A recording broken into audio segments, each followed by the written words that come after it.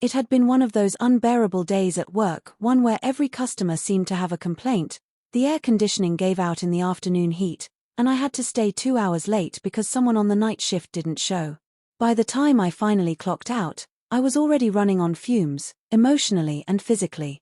All I wanted was to go home, kick off my shoes, and maybe sip a little wine to dull the sharp edges of the day. I didn't expect to drink more than a glass. But sometimes, expectations don't match reality. When I got home, the silence wrapped around me like a thick blanket. My husband, James, was out of town for a work conference, and it was just me and his son from his previous marriage, Evan. Evan was 21, in college, and had recently come home for summer break. We had always gotten along well, cordial, friendly, with a shared appreciation for late-night cooking shows and greasy takeout. But we weren't exactly close. James had always been the one to connect with him more deeply. That night, I sat at the kitchen counter, poured a glass of red wine, and stared into space.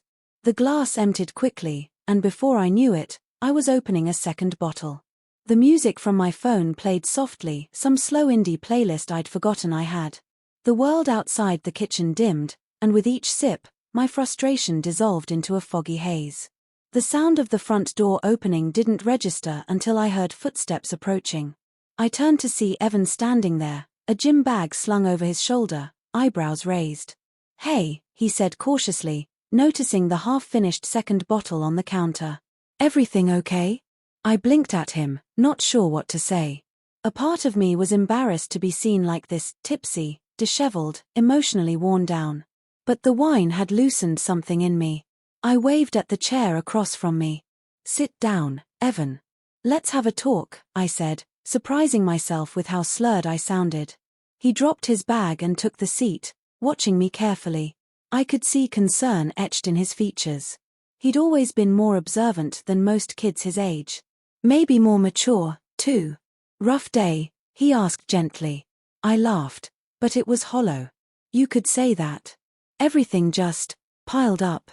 And I didn't know how else to shake it off. He nodded, saying nothing at first. Then he reached across the counter and gently slid the wine bottle away from me.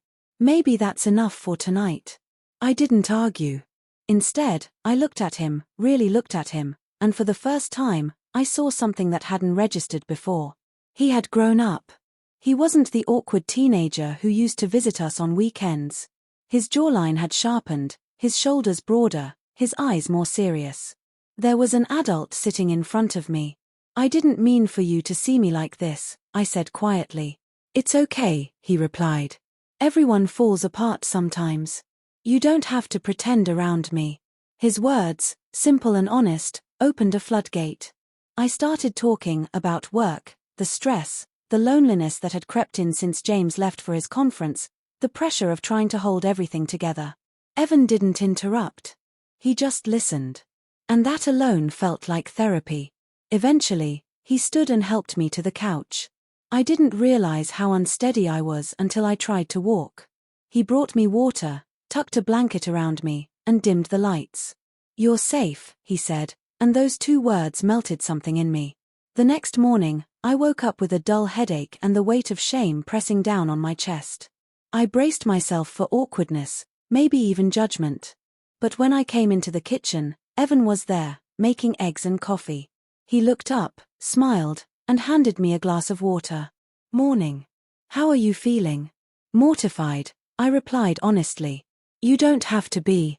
We all have our moments," he said, flipping a pancake with ease. "Besides, we bonded last night. You told me all about the time you accidentally emailed your boss a cat meme instead of the quarterly report." I groaned, covering my face. "Please forget that ever happened." "No can do," he said with a grin. "That story is gold." We sat down for breakfast, and to my surprise, the awkwardness never came. Instead, it was like a thread had been stitched between us, pulling us closer. The conversation flowed naturally. We talked about his classes, his plans after graduation, my dreams I had put on hold. He asked questions, real ones, not just the polite ones people ask out of obligation. He wanted to know me, not just as his stepmother, but as a person. Over the next few weeks, something shifted in our home. We began cooking dinner together, watching old movies late into the night, sharing playlists and random facts. When James called in the evenings, Evan and I would both talk to him on speaker, laughing like old friends. It felt good, easy, even. For the first time in a long while, I felt seen. One evening, a summer storm rolled through. The power went out for a few hours, and we lit candles and played cards by flashlight. Evan beat me mercilessly at every game, and I accused him of cheating. We were laughing when he suddenly got quiet. "I've never had this before," he said, voice low. "This?" I asked. "This kind of connection. With someone in my family," he explained. "I always felt like a visitor. But with you, it's different." I swallowed the lump in my throat. I reached out, placing a hand on his. "You're not a visitor, Evan. You're home. This is your home too." After that night, we became a little more open. He started sharing stories from his childhood, some funny, some sad. I learned about his mom's struggles, the way she distanced herself emotionally after the divorce.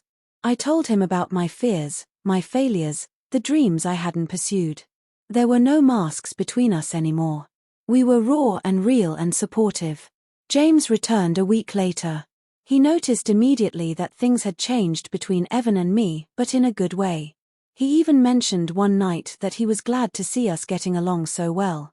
"You've brought something out in him," he said. "He's happier. More grounded." And I had to admit, Evan had brought something out in me too. Strength. Confidence. A reminder that I didn't have to carry the world on my shoulders alone. That fall, Evan went back to college, but we kept in touch constantly.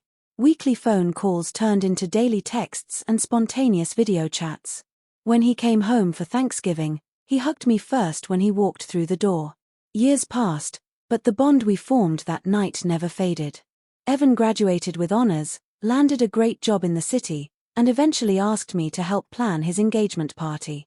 He introduced me to his fiancée as the woman who helped me become the man I am today. Looking back, it still amazes me how a single night, a moment of vulnerability, of being seen at my lowest, could be the beginning of something so transformative. That night, my stepson found me drunk and broken. But instead of turning away, he sat with me, listened, and helped me rebuild. And in the process, we both changed. He became more than just my husband's son. He became family in every sense of the word.